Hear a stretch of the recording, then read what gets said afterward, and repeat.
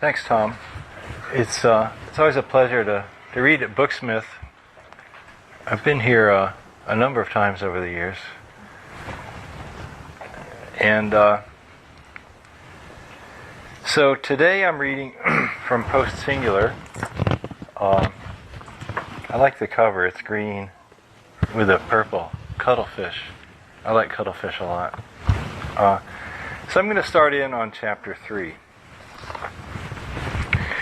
Jill, I'll now read for about half an hour, 35 minutes, and then we can do a little Q&A if you have some questions. Jill and Krager's home was a long cabin atop a flat live-aboard scow called the Mertz boat. Propelled by cilia like a giant paramecium, the piezo-plastic boat puttered around the shallow, turbid bay waters near the industrial zone of San Francisco Bay. Krager had bought the one-of-a-kind Mertz boat quite cheaply from an out-of-work exec during the chaos that followed the nanotech debacle.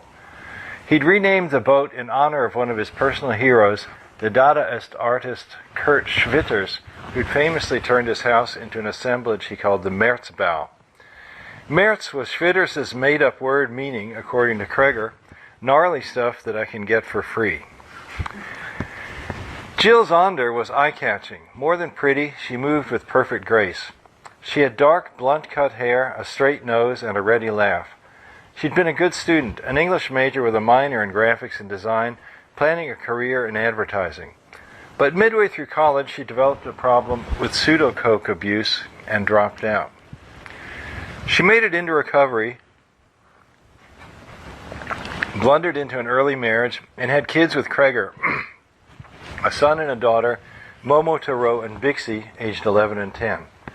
The four of them made a close-knit, relatively happy family. However, Jill did sometimes feel a bit trapped, especially now that she was moving into her 30s.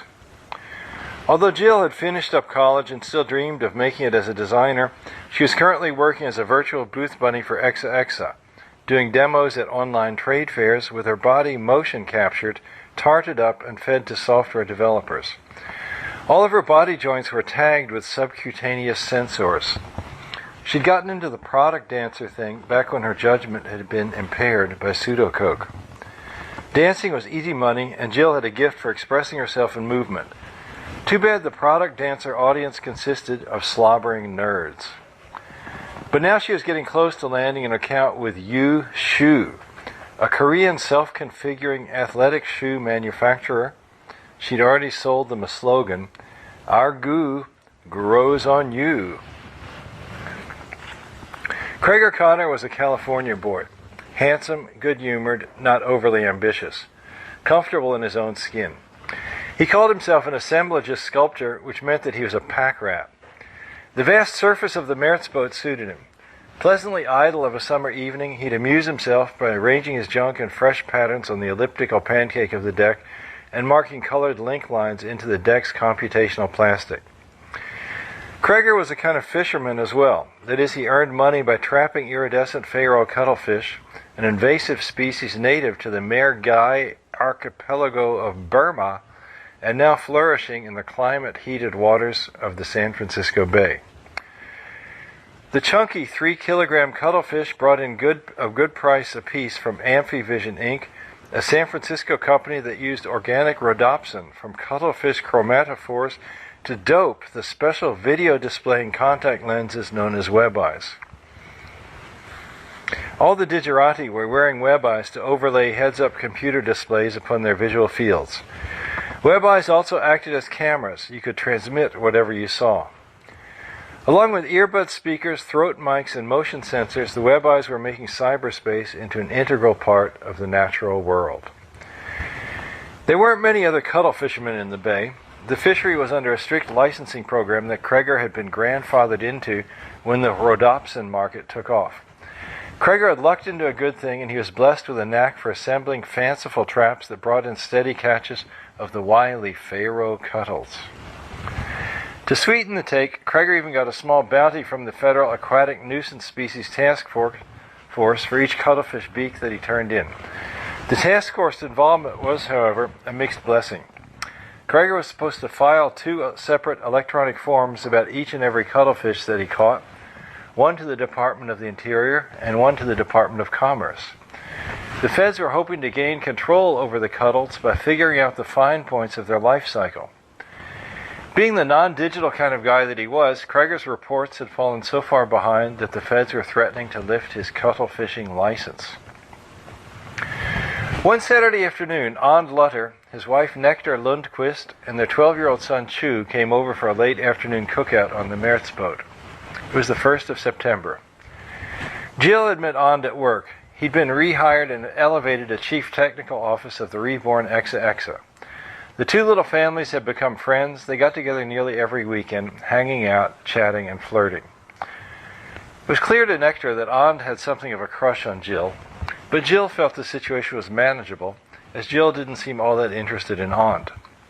For her part, Nectar liked the looks of Kreger's muscular body, and it wasn't lost upon her how often Kreger glanced at her. Not that geeky, self-absorbed And ever noticed. He was blind to the emotions roiling beneath the surfaces of daily life. "It's peaceful here," said And, taking a long pull of his beer. Even one bottle had a noticeable effect on the engineer. Like Eden. He leaned back in his white wickerwork rocker. No 2 chairs on the Mertz boat were the same. "What are those cones?" Nectar asked Jill and Kreger. She was talking about the waist-high, shiny, ridged shapes that loosely ringed the area Kreger had cleared out for today's little party. The kids were off at the other end of the boat, Momo Taro showing Chu the latest junk, and Bixie singing made-up songs that Chu tried to sing too. "Ceramic jet engine baffled," said Jill, "from the days before smart machines. Kreger got them off the back lot at Lockheed." "The ridges are for reducing turbulence," said Kreger, "like your womanly curves, Nectar. We sit in an island of serenity." "You're a poet," Kreger said, And. The low sun illuminated his scalp through his thinner-than-ever blonde hair. "It's good to have a friend like you. I have to confess that I brought along a big surprise.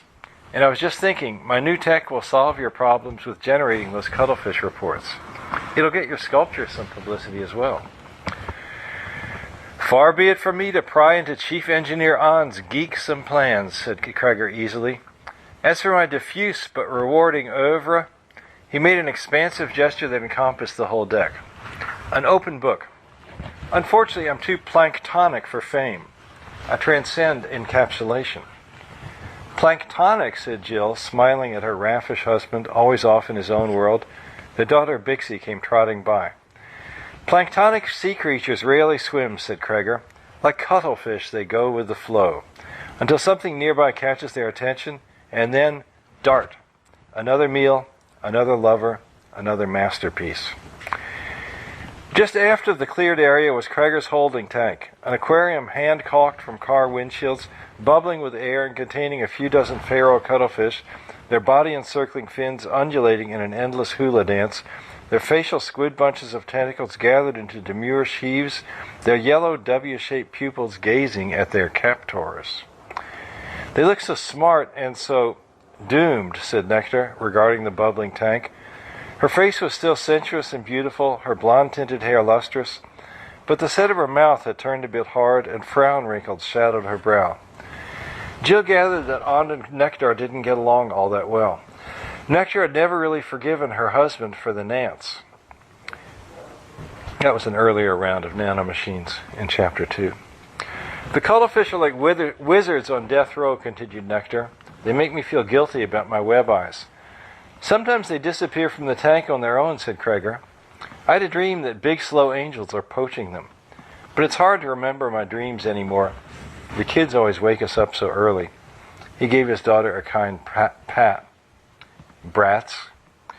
"Happy morning, it's the crackle of dawn." "The crackle of dawn," sang exuberant Bixie, then headed back to the other kids. "You finally got web eyes too?" said Jill to Nectar. "I love mine. But if I forget to turn them off before falling asleep, spammers in my dreams, not angels. I won't let my kids have web eyes yet. Of course, for Chu," she broke off, not wanting to say the wrong thing. "Web eyes are perfect for Chu," said Nectar. "You know how he loves machines. He and And are like that way. And said he was a little autistic too when he was a boy. Asperger's syndrome. Sometimes, as they get older, their brains heal. She blinked and stared off into the distance. Mainly I got my web eyes for my job. Now that Chu was getting along pretty well in his school, Nectar had taken a job as a prep cook in Puff, a trendy Valencia Street restaurant. The main chef talked me into it. Jose, with web eyes I can see all the orders and track the supplies while I'm shopping. And I showed her how to tap into the feed from Chu's web eyes, said Aunt. You never know quite know what Chu will do. He's not hanging over the rail like last time, is he, Nectar? You could watch him yourself, said Nectar, with a slight edge in her voice. If you must know, Chu's checking the coordinates of Kreger's things with his global positioning locator. Momotaro's being the museum guide, and Bixie's hiding and jumping out at them. It must be nice to have kids that don't use digital devices to play. She produced a slender, hand-rolled, non-filter cigarette from her purse. As long as the coast is clear, let's have a smoke. I got this from Jose. He said it's genomically tweaked for guiltless euphoria. High nicotine and low carcinogens. Nectar gave a nodding smile. Jose is so much fun. She lit the illegal tobacco. None for me, said Jill. I quit everything when I got into recovery from pseudo-coke a few years back. I thought I told you? Yes, said Nectar, exhaling. Good for you. Did you have a big, dramatic turning point? Absolutely, said Jill. I was ready to kill myself, and I walked into a church and noticed that in the stained glass it said, God is love. What a concept. I started going to a support group, started believing in love, and I got well. And then the reward, said Kreger, winking at Nectar. She met me, the answer to a maiden's prayer. It is written. Nectar smiled back at Kreger, letting the smoke ooze slowly from her film star lips. I'll have a puff, Nectar, said Aunt. This might be the biggest day for me since 3 years ago when we reversed the Nance. You already said that this morning, said Nectar, irritated by her husband. Are you finally going to tell me what's going on? Or does your own wife have to sign a non-disclosure agreement? Aunt's on a secret project for sure, said Jill, trying to smooth things over. I went to Exa to dance for a product demo gig in their fab this week. I was wearing a transparent bunny suit, and all the geeks were at such a high vibrational level they were like blurs. Jill looked sexy, said Aunt in a quiet tone. What is a fab exactly, asked Kreger. I always forget. It's where they fabricate those round little biochips that go in computers, said Jill. Most of the fab building is sealed off, with anything bigger than a carbon dioxide molecule filtered out of the air. All these big hulking tanks of fluid in there growing tiny, precise biochips. The gene manipulation tools can reach all the way down to the molecular level. It's nanotech. She fixed Aunt with her bright gaze. So what exactly are you working on, Aunt? Aunt opened his mouth but couldn't quite spit out his secret. I'm going to show you in a minute, he said, pinching out the tiny cigarette butt and pocketing it. I'll drink another beer to get my nerve up. This is going to be a very big deal. Bixie came skipping back, her dark straight hair flopping around her face. Chu made a list of what Kreger moved since last time she reported, but I told Chu that my dad can leave his toys wherever he likes. She leaned against Jill, lively as a rubber ball. Jill often thought of Bixie as a small version of herself. We await Comptroller Chu's report, said Kreger. He was busy with the coals in a fanciful grill constructed from an old-timey metal auto fender. Chu and Momotaro came pounding into the cleared area together. A cuttlefish disappeared, announced Momotaro. First there were 28, and then there were 27, said Chu. I counted them on the way to the rear end of the boat, and I counted them again on the way to the front. He gave each word equal weight, like a robot text reader. Maybe the cuttle flew away, said Momotaro. He put his fingers by his mouth and wiggled them, imitating a flying cuttlefish. 270 tentacles in the tank now, added Chu. Other news. Kreger's Chinese gong has moved 44 centimeters aft. 2 bowling balls are in the horse trough, one purple and one pearly. The long orange line painted on the deck has 17 squiggles. The windmill's wire goes to a string of 36 crab-shaped Christmas lights that don't work. The exercise bicycle next to Kreger's workshop is... I'm going to put our meat on the grill now, Kreger told Chu. You want to watch and make sure nothing touches your pork medallions? That goes without saying, said Chew. But I'm not done listing. The Bixie, still slouching beside Jill's chair, had just stuck out her tongue at Chew, which made Chew stumble uncertainly to a halt. Just email me the list, said Kreger with a wink at Bixie. But then seeing Chew's crushed expression, he softened. Oh, go ahead, tell me now. And no more rude faces, Bixie. Please don't cook any cuttlefish, said Chew. We aren't going to bother those bad boys at all, said Kreger soothingly. They're too valuable to eat. Hey, did you notice the fluorescent plastic car tires I got this week? He glanced over at Nectar to check that she was appreciating how kind he was to her son. Yes, said Chew, and then he recited the rest of his list while Kreger finished grilling. The 4 adults and 3 children ate their meal, enjoying the red and gold sunset. So how is the cuttlefish biz? Aunt asked as they worked through the pan of Satsuma tiramisu that Nectar had brought for dessert. The licensing is coming to a head, said Jill. Those electronic forms we were talking about. I've been trying to do them myself, but the Fed's sites are all buggy and crashing and losing our inputs. It's like they want us to fail. I used to think the Feds micromanaged independent fishermen like me so that they could tell the public they're doing something about invasive species, said Kreger. But now I think they want to drive me out of business so they can sell my license to a big company that makes campaign contributions. That's where my new tech comes in, said Aunt. We label the cuttlefish with radio frequency tracking devices and let them report on themselves. Like barcodes or ARFIDs, but better. It's not like I get my hands on the cuttles until I actually trap them, said Kreger. So how would I label them? They're smart enough that it'd actually be hard to trap the same one twice. What if the tags could find the cuttlefish, said Aunt. Pink and grinning, he glanced around the circle of faces, then reached into his pocket. Introducing the orphids, he said, holding up a little transparent plastic vial. Etched into one side were the stylized beetle and flowing cursive letters of the Exa logo. My big surprise.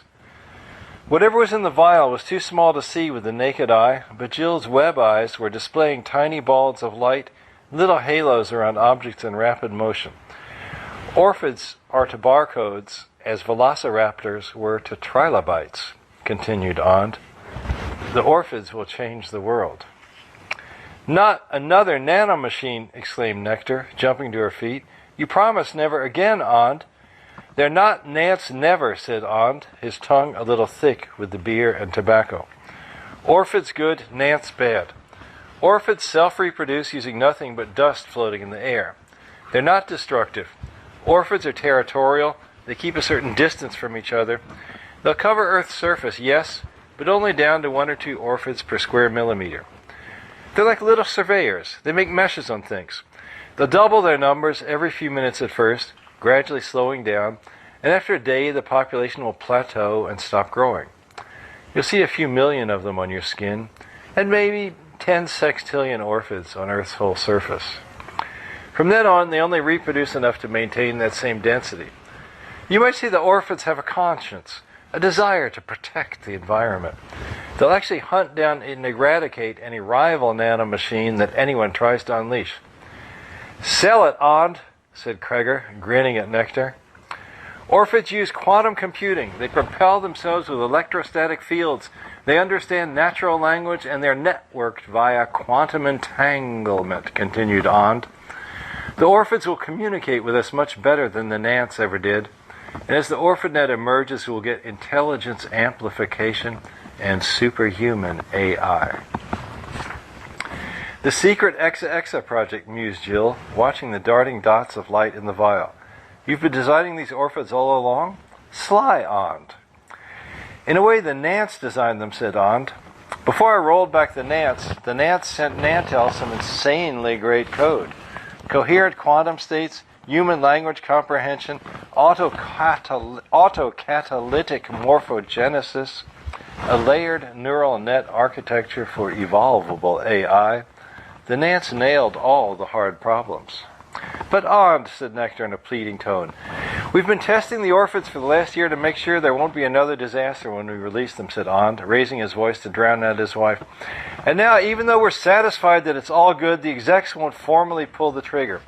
There's been a lot of company politics, a lot of infighting. The truth is, Jeff Luty is pulling strings from his hideout. I doubt hell. I might as well tell you that Rudy's holed up in the friggin' XXL labs, hiding behind our super expensive quantum mirrored walls. Every time I see him, he bawls me out for having stopped his Nance. He's losing it, but usually he gives me good advice about whatever I'm working on. He's still brilliant, no matter what. You should turn him in to the police, said Nectar. That man deserves to die. An looked uncomfortable. If you knew Jeff as well as I do, you'd have some sympathy for him. He's a lonely man. That boy, Carlos, who died in the model rocket accident, he was the only person Jeff ever loved. Yes, Jeff's obnoxious and weird, and he released the Nance that tried to chew up Earth and turn it into dust. But, like I say, he's getting nuttier all the time. Being cooped up isn't good for him. He thinks he's going to invent teleportation, though who knows, he might actually do it. It'd be a shame to kill him off. It'd be like shattering the Venus de Milo. An, said Nectar. Jeff Rudy wants to shatter the whole world. He's suffering enough as it is, said An. For all practical purposes, he's living in solitary confinement. And most of the XX board understands that we don't have to listen to him. They recognize that if we do things my way, the orphids will be autonomous, incorruptible, cost-free, and in the long run, profits will emerge. I'll tell you something else. A big downside of keeping Jeff around is that he wants to create an improved breed of Nance. And as it happens, my orphids are the best possible defense. It's like Jeff and I are in a chess match.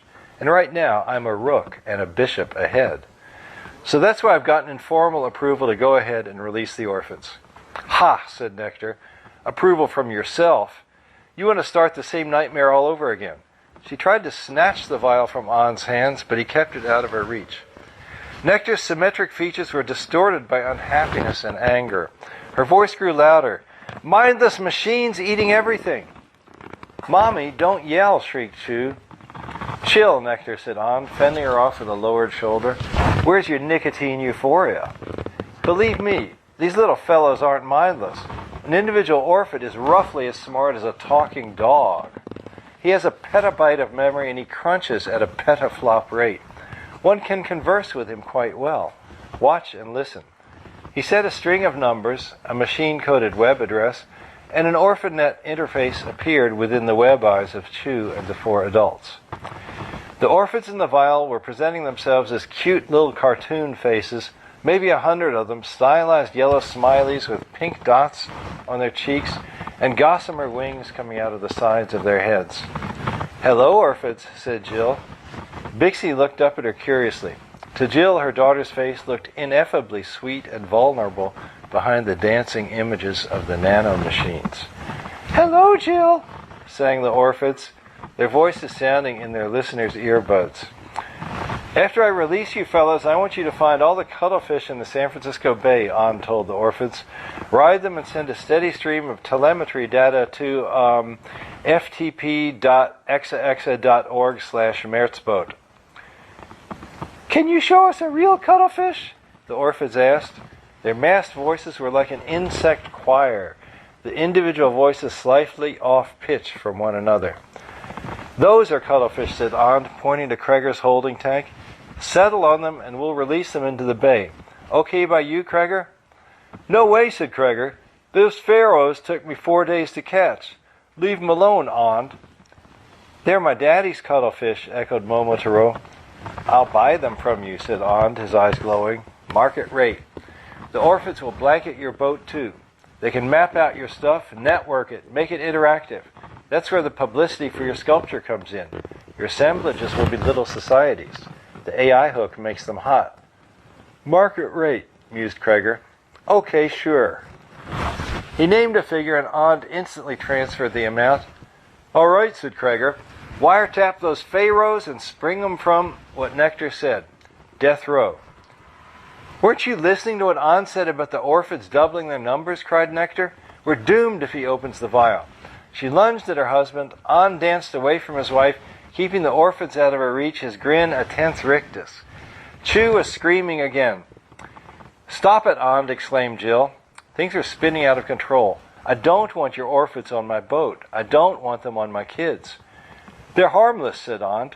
I guarantee it. And I'm telling you, this is going to happen anyway. I just thought it would be fun to kick off Orphid Night in front of you guys. Be a sport, Jill. Hey, listen up, Orphids. We're your friends, aren't you?" "Yes, Aunt, yes," chorused the Orphids. The discordant voices overlapped, making tiny, wavering beats. "That was very nice of you to think of us, Aunt," said Jill carefully. "But I think you better take your family home now.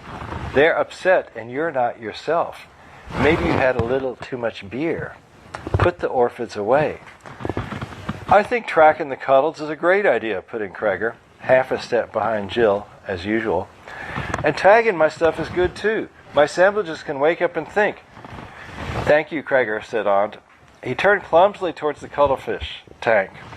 This time he didn't see Nectar coming. She rushed him from behind, a beer bottle clutched in her hand, and she struck his wrist so hard that the vial of Orphids flew free.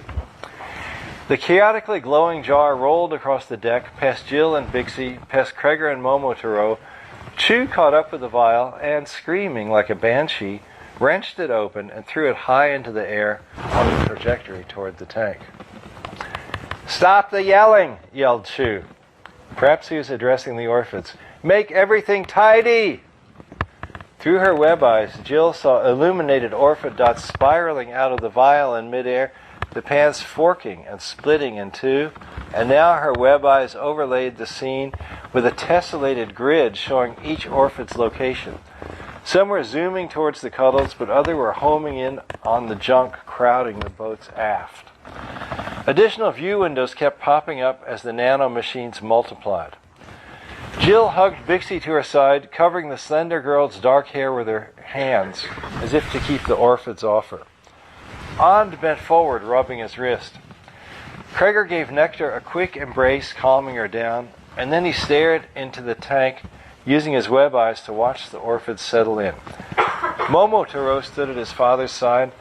Chew lay on the deck beside the boat's long cabin, tensely staring into the sky, soaking up Orphid info from his web eyes. Nectar removed the special contact lenses from her eyes. "Do you at least have an undo signal for the Orphids?" Nectar asked Ond presently. "Like you did for the Nants?" Only a minute elapsed, but the world felt different. Human history had changed for good. "Orphid computations aren't reversible," said Ond, "because the physical world keeps collapsing their quantum states. Decoherence." "I can't believe you attacked me like that, Nectar." "I can't believe you're ruining the world," snapped Nectar.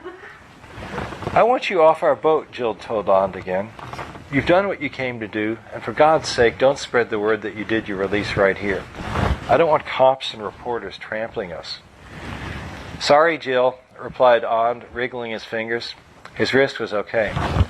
"This is so historic that I'm vlogging it live. It's already on the web. Web eyes and wireless, you know."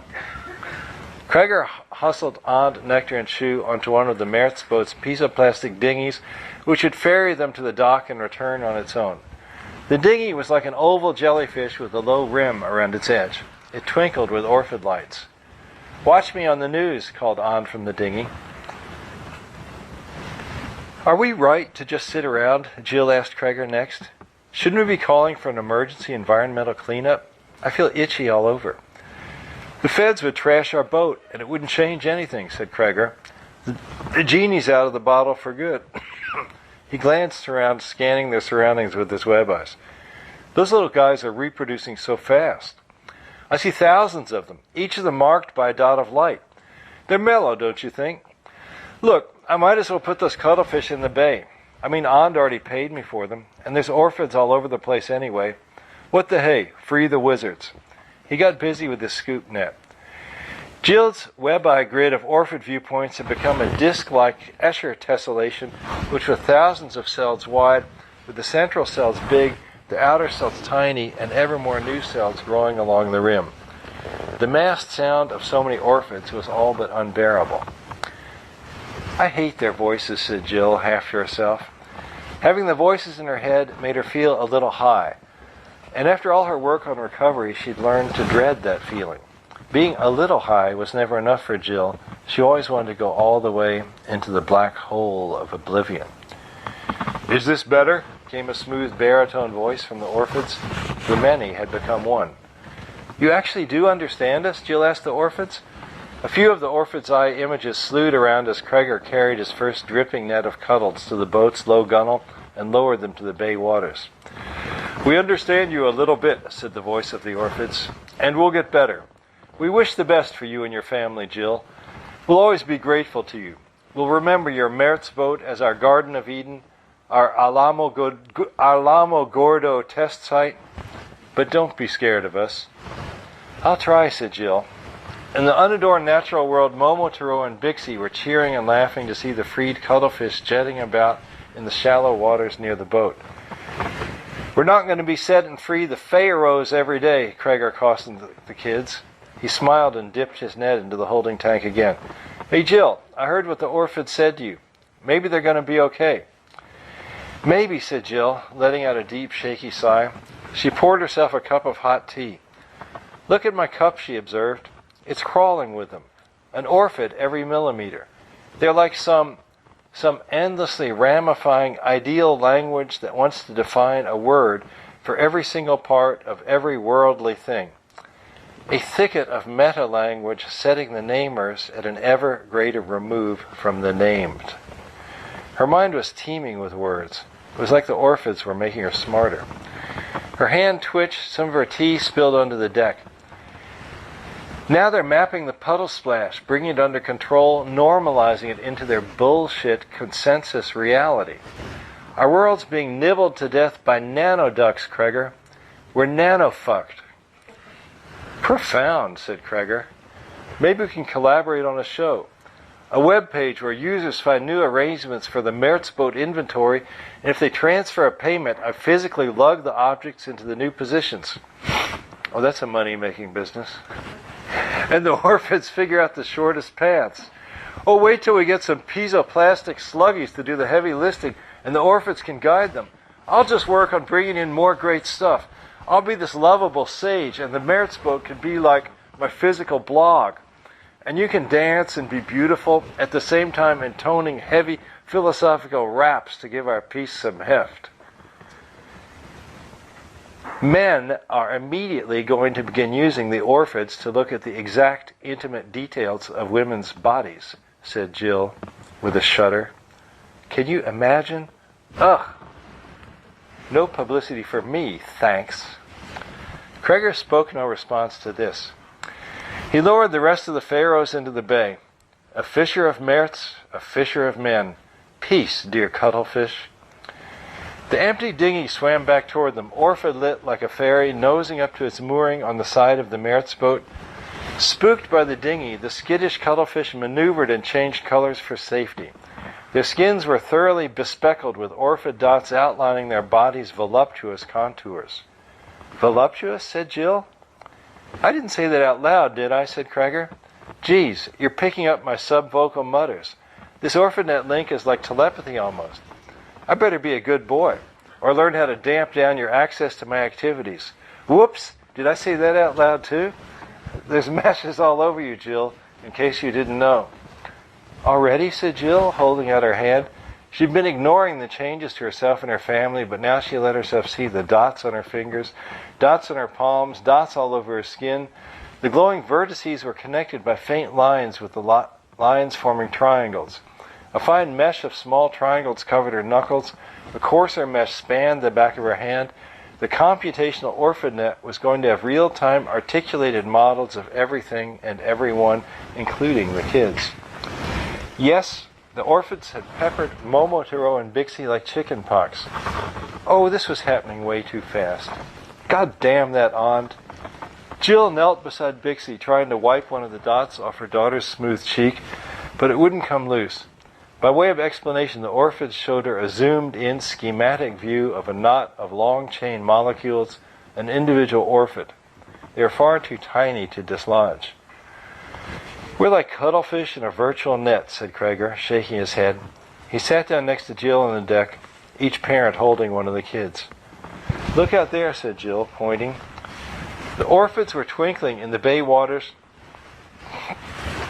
on the bridges and buildings of San Francisco, and even on the foothills and mountains surrounding the bay. Jill and Kreger hadn't really believed it when Ond had said it would only take a day for the orphids to cover Earth. but everything as far as the eye could see was already wrapped in meshes of orphid dots. "I don't know whether to shit or go snowblind," said Kreger, forcing a hick chuckle. Where does that expression come from? Like, why those two particular options? "I'm so scared," said Jill in a tight voice. "I don't know if I can do this.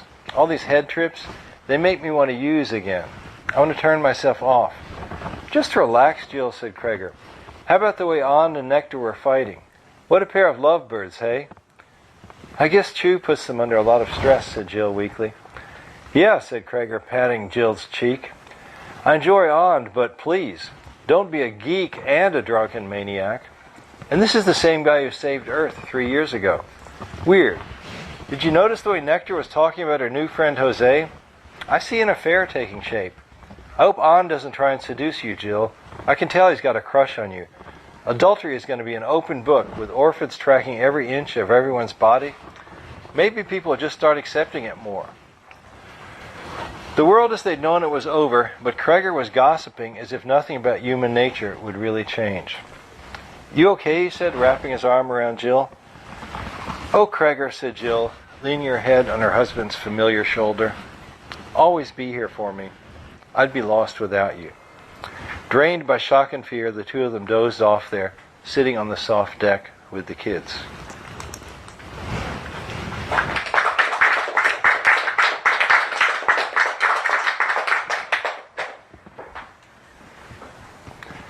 So that's the beginning of the singularity, and then more stuff happens.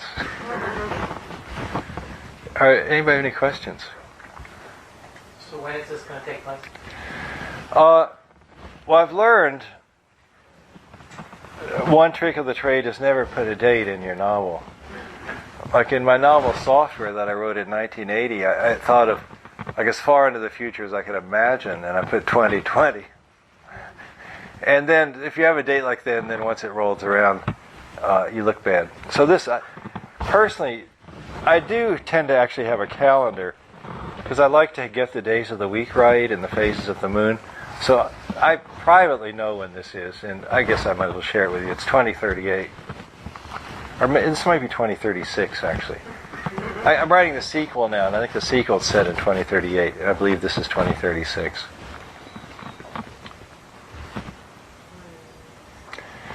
Though, in a way, of course, science fiction is always also about the present.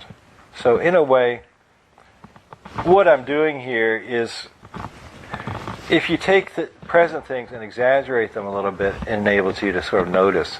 Like the whole idea of GPS mapping, where you can go to Google Maps and there's like little locations everywhere pinned down. And the idea is the orphanet is just, turning that up, a little bit higher. Or instead of having GPS coordinates on every building, you have it, every millimeter on your skin. And so then you can see every object in the world. You just need to get enough beacons out there. And the orphids are self-reproducing, so that's how they get out there. So what you read us was the singularity taking place. That was it.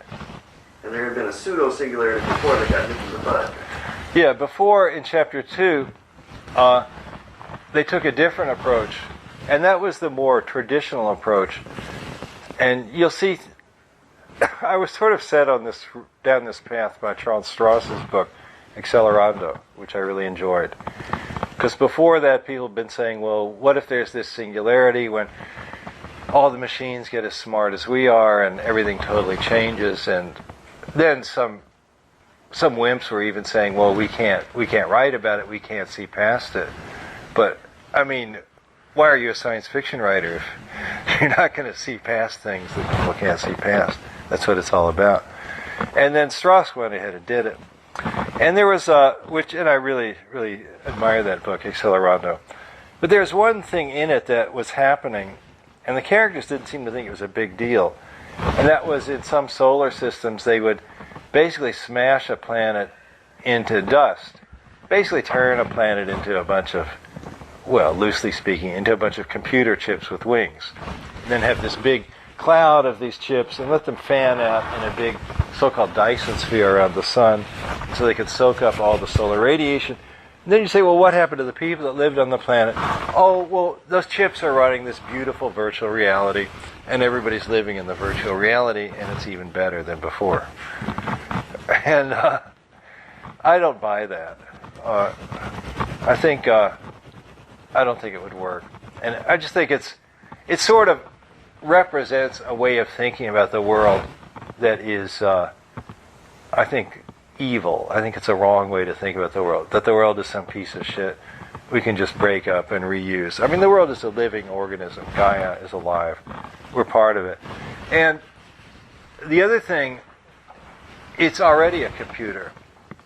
I think what's not widely realized yet is digital computers are going to go away. In 100 years, we'll be using something different. Like, we don't use watches with gears anymore. In 100 years, we're not going to be using chips full of zeros and ones. We're going to be using a different kind of thing to do these tasks for us. And what it's going to be natural objects. It's going to be, or living organisms. If you look at like a glass of water in the right way, that in itself is this incredibly powerful quantum computer. And what's actually going on in our world, I mean, this piece of cloth is this incredibly powerful quantum computer that's simulating a piece of cloth. So it would be folly to chop it up and then try to make a less good kind of computer, like the state of the art right now, like Intel chips, and then try to port it over to it, It would be like trying to take beautiful Windows software and put it onto a Macintosh. Whoops. I mean onto a cell phone. Or take a beautiful Macintosh software and put it onto a Windows machine, whatever your prejudice is. So, yeah. So is that the previous things that the story that you read a couple years ago? Yeah, that's right. I read it. In fact, this is Jacob and Rena here, the hosts of SF and SF. And a couple years ago I did a reading there with Terry Bisson, and I read this story called Chew and the Nance. Oh yeah, and I didn't finish. I went off on a tangent. I'm sorry. And in that story, Chew and the Nance, this guy crushes Earth into nano machines. Okay, basically turns Earth into a cloud of dust. And it's supposed to be an emulation, and everybody's going to get ported to it. Though later it comes out, it's only the rich people who have donated a lot of money to the Republican Party are the only ones who are going to be kept. They're the elect. They don't call it the Republicans. I think they call it always having to make up new words for the Republicans in my books. I think, in fact, I think they're called the Homesteady Party in this book. And in Mathematicians in Love, they were called the Heritagists. I'm writing a series of novels where there's incredibly evil presidents. I can't imagine why. And so the incredibly evil president is, grinding Earth into Nance and then supporting us, but porting us badly. But then Chew manages to reverse it. It turns out it's a reversible computation. So all the dust particles reassemble themselves, and everybody's back where they started. And so then On says, okay, now I'm going to make a better kind of nanomachine. I'm going to make the Orphids. But meanwhile, in the background, the mad scientist, Jeff Lutie, who originally designed the Nance, he's still alive. The president and the vice president have been convicted of treason and executed by lethal injection, which is a scene I really enjoyed writing. But Lutie has managed to escape justice, and he's hiding out. And so in this book, it's sort of like On says, it's a little bit of a chess game between Lutie and On. Lutie he wants to bring back the Nance 2.0, like his bad nanomachines. And so it's sort of back and forth right up to the last page about who's going to win.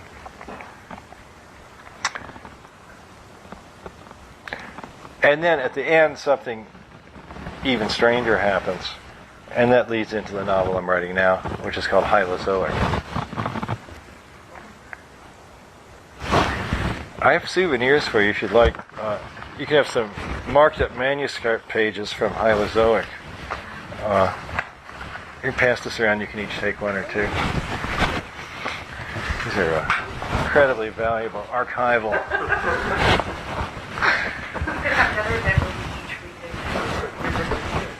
That would be sort of fun, yeah. Do a sort of surrealist cut-up thing.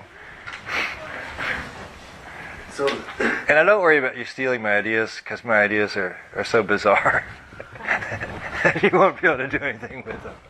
It's like trying to use Darth Vader's sword, you know. the world is taken over and covered with these guys that manifest a group mind, right? The orphids. Well, they're interesting. Each of them is about as smart as a dog, which is cool. But a talking dog, yeah. And so there's a lot of them. So it's sort of a lot of AI. You have things like emergent behaviors. You'll have like a flock of creatures, and there'll be this like an ant colony. Like the ants have a certain amount of intelligence, but the colony itself, it's sort of like a higher level organism made up. And so, huh? Stigmergy. That's the word? That's when ants leave pheromones around. Yeah. So they can all find stuff. I never heard that word. Stigmergy? Stigmergy. S-T-I-G-E. Stigmergy. S-T-I-G-M-E-R-G-Y. Oh, that's a word I need to know. This journalist got an article about it. Okay. That's clearly a word I should start using.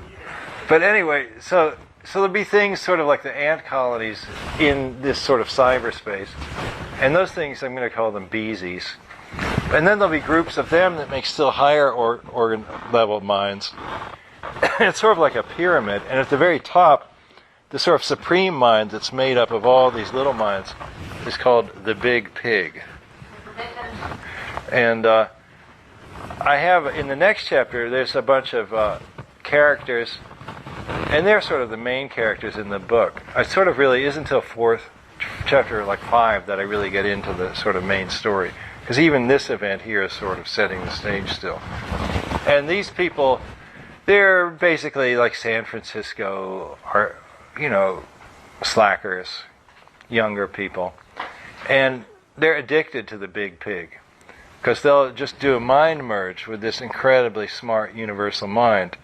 It's sort of like surfing the web or using Google, but more so, Because they sort of you kind of plug into it. It's the old cyber. And in a way, I'm doing something sort of. It's like bringing back cyberpunk in a way. The old idea of jacking into the web and getting mind amplification, and they get kind of high by doing it. And then when they unlink themselves, then they can't remember any of the great ideas that they had, which is kind of a familiar sensation. And yeah, right. And you find this scrap of paper, you've written some notes, that aren't that useful. And so there's all these different layers of minds that are emerging from the orphids.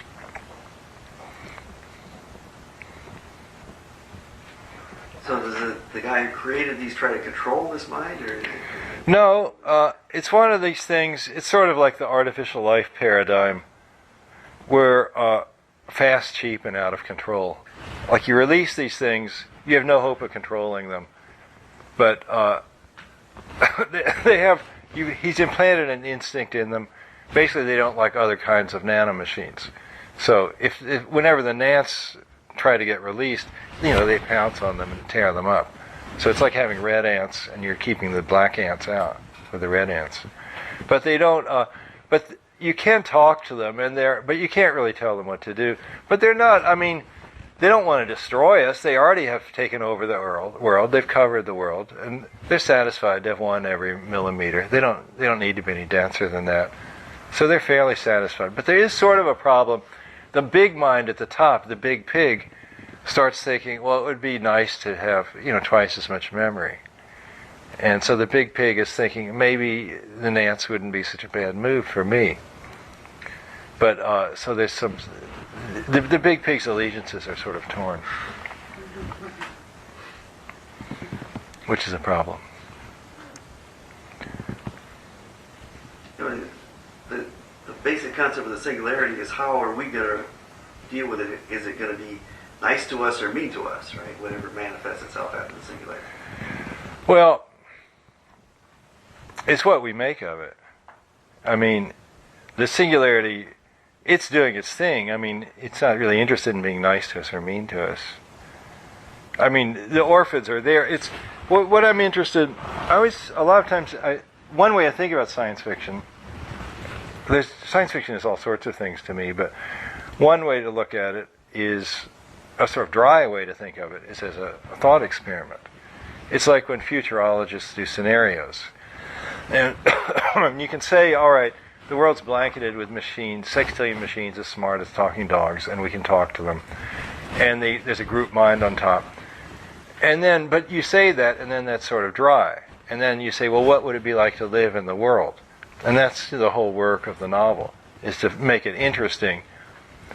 And of course, everybody who wrote a book like this, they would have their own set of things that they think are interesting. Like, I mean, I'm not fascinated by the workings of high finance, so you won't find much about that in there. But I'm interested in like literature, and I'm interested in sex, and I'm interested in eating and drugs and romantic complications and things of that nature. And so there's lots of that stuff in there. One thing they get into here, because these young kids are the main characters, they call themselves kickies, and that's short for kilo IQ, because their IQs are effectively at the level of 1,000, because they're so amplified by being plugged into the web all the time, the OrphanNet.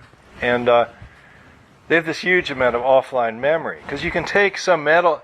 A lot of times you're processing things in your mind, but if you're with the OrphanNet, you can spin those things out. You can tell some orphids, or maybe a little group of orphids, to work on this thing for you.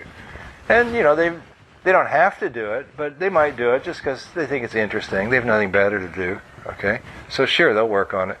Like you want to analyze, all the possible routes that you might take to get home, or analyze all the possible scenarios that might unfold when you take your new friend to meet your parents. And we tend to do these things when we're lying awake at 3 a.m, but you could farm it out to, thousands of agents, like generating lots of scenarios for it.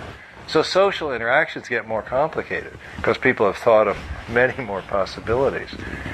And also you can farm out memory. Like anything, the orphids basically have pretty good memories. So you can just kind of scroll back. It's like there used to be some people, and I imagine they're still around, who would like sort of photograph the web every day. They had these huge servers. They would save the state of the internet once a day. And they've been doing it for like 20 years. And, there's this huge server farm somewhere. I don't know, it's in Salt Lake City or something.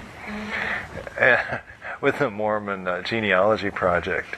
And, but the orphids would do that for you. So if you wanted to know, like, what was going on at, the corner of whatever, Turk and Eddy Street at 2 a.m. on August 14th last year, you could just kind of scroll back and they could show you what was there. So all the past becomes visible.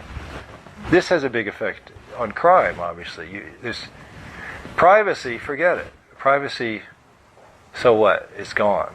Nobody has it. Not even the president, And in this situation, what would it be like to write a novel? Because then I was thinking, well, there's this thing that's always interested me. I found out, I went to the Pacific Northwest, and the big totem poles that you see? Well, the Native Americans only started making those after they got axes and steel saws. Before that, they made things like that, but they were like the size of your hand. They were like made of this very hard black stone, and they'd ship these little kind of godheads and things and animals, but they're, tiny, like you could hold in your hand. And it wasn't until they got the technology of the steel axe and the saw that they could, start whaling away and make these great big things.